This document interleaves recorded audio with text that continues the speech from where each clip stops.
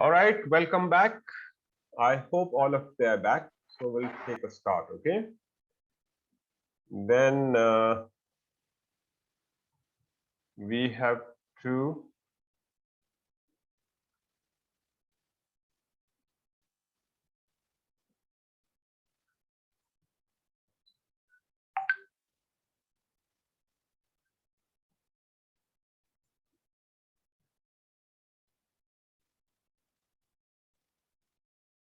is it clear, Sujika?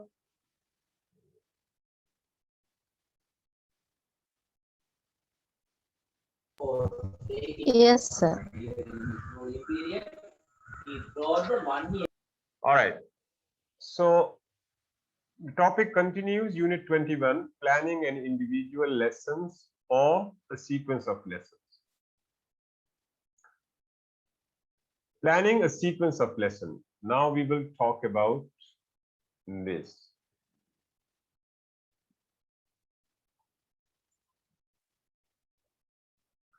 A scheme of work help us plan a sequence of lessons. Now, when we want to plan sequence of lesson, scheme of work help us in that. Scheme of work, some of you might have scheme of work in the school, right? The one who are teaching.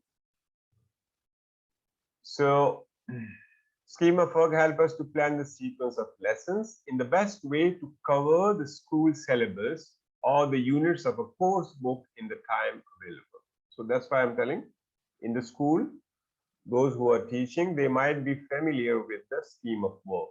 As it is for the school syllabus covering that, it is also available side by side the lesson plan.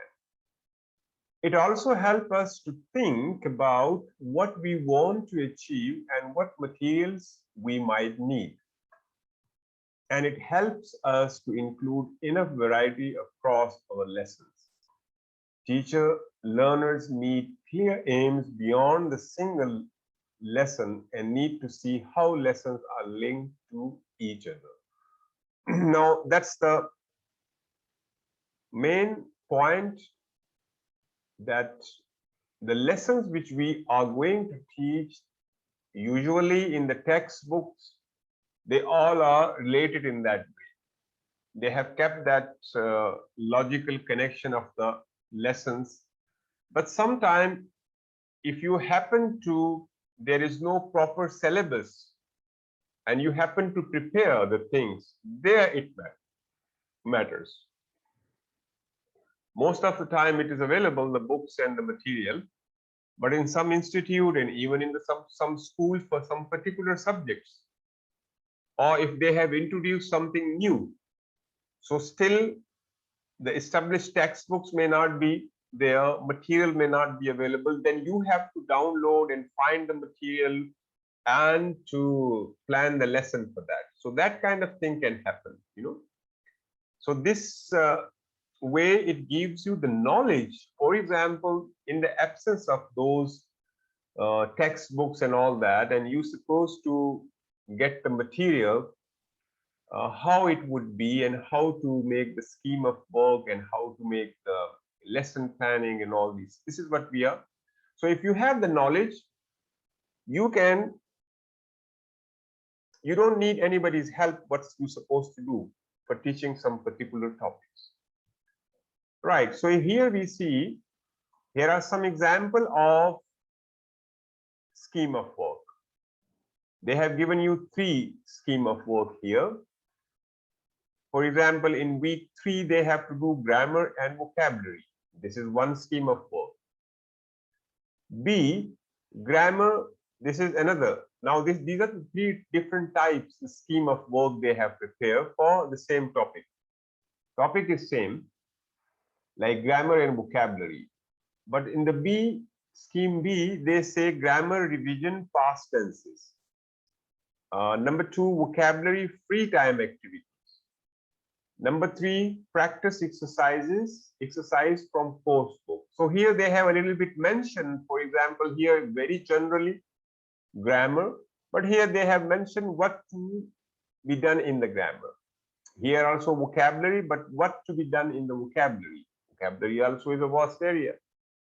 Grammar is also a vast area. Scheme C. Class discussion of advantages and disadvantages of living in the city. Number 2, revise and extend vocabulary.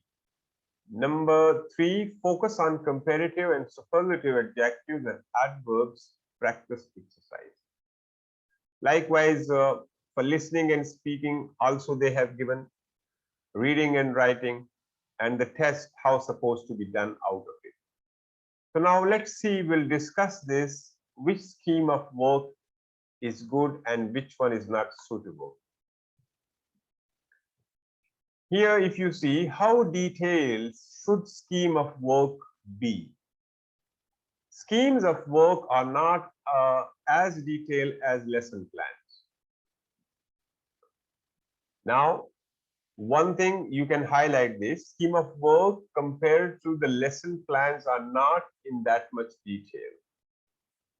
Like an individual lesson, a sequence of lessons should have logical and learning friendly progression, where one stage leads to another in a clear order, and a good balance of approaches and activities. Like a lesson plan, a scheme of work helps us to identify our aims and make sure we choose material and procedure that match those aims. You can highlight a scheme of work, help us to identify. Now, lesson plan is there, scheme of work tells us what? Scheme of work help us to identify our aims and make sure we choose material, procedure that, now that thing is a little bit further guidance to the scheme of work is given to us. Like in the lesson plan, it is very much detailed that if about a particular lesson, what you're supposed to do, what's the procedure you have to adopt, what type of task and material have to be used in it. This is we discussed on the previous page as well.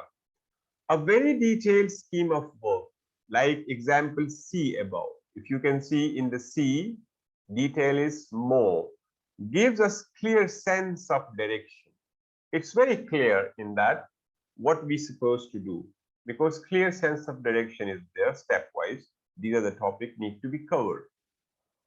But it is often difficult to predict how learners' needs develop. So we may need to change the scheme. Now, it is difficult to understand that when you are going to teach that, how the learners' priorities will differ when you start teaching that particular topic. So what in the scheme of work C, that much detail is mentioned. Will it be suitable if you find in the middle of the lesson that you have to deviate? Okay, this much the student know, or this also the student they don't know, so you have to teach something like that. So if in the scheme of work C, so much detail stepwise is there, it will not let you to do something different than that. You have to stick to that. So that kind of thing is there in the C. A very broad scheme like example A, without much detail, leaves the teacher much freer to respond to learners' needs. Now, learners' needs, like for example, when you start teaching, you get to know that, okay, these learners need this kind of thing. So if you have scheme of work A, it is general, then you can easily go and adjust according to the learner's need. But if you have the scheme of work C, then it's difficult to go away from that and ignore it. Are you getting this difference between the A and C? Yes, sir. All right. One is completely bounding you because so much detail stepwise is there. So in the middle, if you get to know student needs something different, you can't deviate that. The first one is so general that you can easily adjust what the student want out of the grammar. Okay, so we'll see what they further say about it. A very broad scheme like example A, without much detail, leaves the teacher much freer to respond to learners' need, but doesn't give any reminders of aims and materials for individual lessons. But there is a problem. It doesn't give any reminder of aims, what they're supposed to learn out of the grammar. You got it? And aims are material of individual lessons. So it doesn't give you any kind of idea of that. Generally, they put a vast topic there. So much freedom is there in that to be adjusted. And then direction is not there. Right. The most useful approach is probably one that includes some detail and gives the teacher a sense of direction, like example B, but leaves him or her free to add to it week by week to make it into a series of lesson plans. The most suitable is this the B one, which is not that much general, not that much in detail. So it allows the teacher, if during the lesson, according to the need of the student, the teacher wants to add something or remove something or introduce something, he has the choice to do it. All right. So that's how they have discussed about the scheme of work. Is that clear?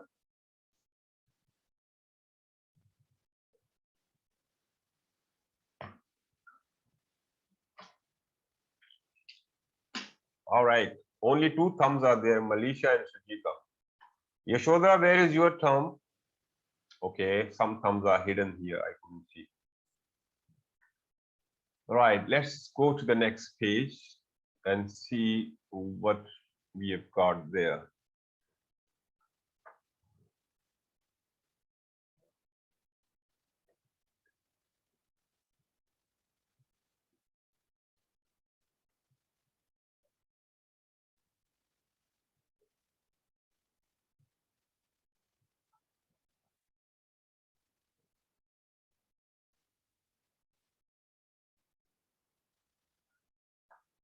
All right. Key concept and the language teaching classroom. It's now coming towards the practical side of it in the teaching classroom. Variety is very important both in single lesson or in the sequence of lesson. Now, variety, which always we talk about in your teaching, there should be variety. There's your teaching style, there should be a variety. You should not be sticking to one way of teaching all the time. All right. So variety is important. Also in the single lesson and the sequence of lesson. It helps keep learners interested and involved. It is much better to avoid always doing the same kinds of thing in the same order.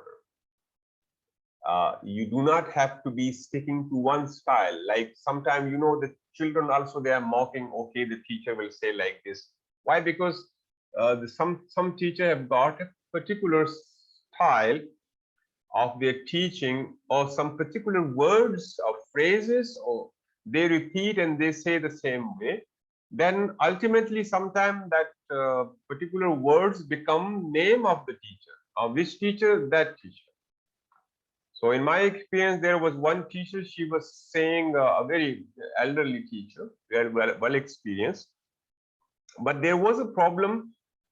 She was an English teacher, that she has to use excuse me whenever she's going to say anything. Excuse me. To the elder or to the young, that doesn't matter. Excuse me was something like, you know, like the people we in English, they say, well, so they are starting, which we call fillers. So the filler for her was excuse me. So excuse me, such kind of filler. If somebody is saying, well, it doesn't that much you feel it different. But excuse me is like something person wants, or something went wrong, or they want to draw your attention. So for each and everything, she was using excuse me. Then her name became Miss Excuse Me. Okay, Miss Excuse Me is there. So that's what it is. Why? Because she was stick to one way. Always try to change. You need to have various way of expressing yourself, and you need to have different kind of words and expressions, and likewise you need to have different types of methods of starting the lesson and ending the lesson, all right, or explaining also. So variety is very important, all right. That's what they are telling you about. It is much better to avoid always doing the same kinds of things in the same order. For example, always beginning the lesson with a personal story, okay, or always ending with a role play. There are several different ways of introducing variety into lessons. Here is list of things we can vary, not only to make our lessons interesting, but also to suit different learning styles. Now, how to check these? First is the pace. What's that? Quick or fast moving, or slow or reflective. Sometimes if the topic is already known to the student, so you have to be a little bit faster. If it's a new one, you have to slow. If it's a complex topic, difficult, you have to be in a different way. So pace is needed. Slow, fast pace, it changes according to that. So you have to keep it not always in one pace, either very slow or very fast. No, changing according to the situation. Interaction pattern. How the activity is supposed to be done. Don't do activities the whole class take at once. Okay, you give the answer, the whole class is answering you. No, sometimes individual, sometimes pair work, sometimes groups work, sometimes whole class. Change it. Not always the same way. Do one the activity pattern. Skills, productive or receptive. Okay, difference is there. So different skills practice you need to do. Level of difficulty, non-demanding, requiring effort, concentration. What type of the level of difficulty of the lesson should be is what? It is not much effort is needed, requiring effort and concentration, or they have to pay more attention. So what's the level of difficulty when you are teaching a particular topic? Content, changing from one language point to another, from one subject to another, how it goes, what you are teaching, it is changing from topic to topic, from point to point, in which way. That should be clear. Mood, light or serious? Serious mood for difficult topic, you need to be in a serious way. Light mood, light topic, revision to make them relax. Okay. Serious mood, to ask them that it requires your seriousness, focusing is needed here. Happy or sad, depends. Tense or relaxed, so you have to see in which mood you need. These are all different types of moods, and you should not be always in one mood. Sad phase, some people have, not always. Teachers, they're supposed to have be able to put themselves in different kind of moods accordingly. Okay, light, serious, happy, sad, tense, or relaxed. Exciting or claiming activities. Stirring, lively or active. Settling, quietening or down. So the activity or the task which you are going to do, it should be, they need to be excited for it, they should be energetic for that, or they need to be quiet and calm. Okay, so this you need to be able to figure it out accordingly, right? So next one is Learners may well require more frequent revision than the course book provides. One thing keep in mind, revision of the lessons are needed. Maybe in the book they might have said once, but it is needed more than that, maybe. And it is always needed when you teach something new, they need revision in different ways.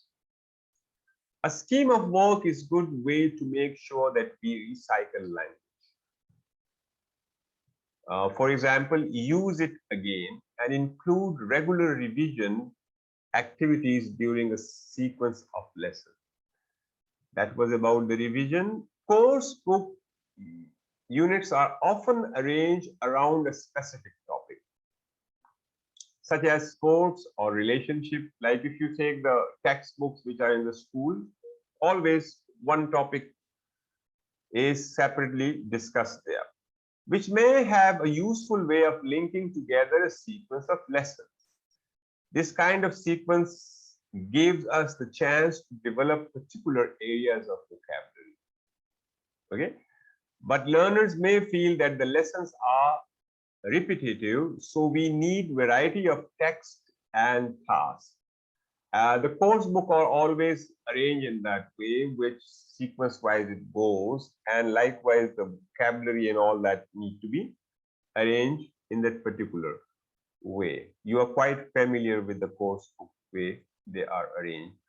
When planning lesson, we may need to think about the needs of individual learners or groups of learners. Now, as we had discussed that in the module 1, learners are not all the same. They are different learners. You don't get one type of learner in a classroom. So whenever you are planning a lesson, we may need to think about the needs of individual learners. You need to know how many types of learners are there. Some are slow, some are fast, some are, kinesthetic, some are auditory, and all these things we need to keep in mind and prepare the lesson plan accordingly. So how it happens, topic might be the same, activities might be different.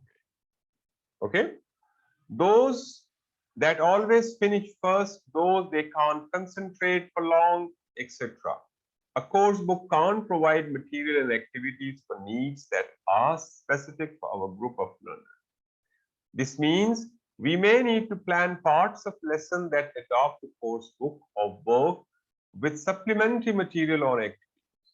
So in the course book, they may not have the provision about different types of learners. Now, if you want to fulfill that requirement, you can do that with the supplementary material. Supplementary material is that you downloaded something or you got it from the library or some the teacher guides are there. From there, you got some photocopied worksheet and all that, and you add in it. So supplementary material is going to fulfill that gap which the textbook is not providing for all type of learner. How to make the textbook topic understandable for all type of learners need, that gap is filled with the supplementary material in terms of the worksheets, in terms of your personal notes, in terms of the downloadable materials, in terms of the worksheet or the photocopiable sheets taken from the teacher guides. Okay, and that's how we supplement that. Right, that's it. Is it clear? Any question you want to ask?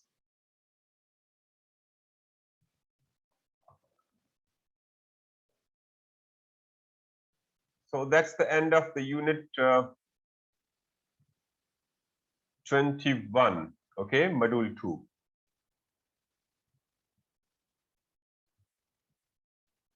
And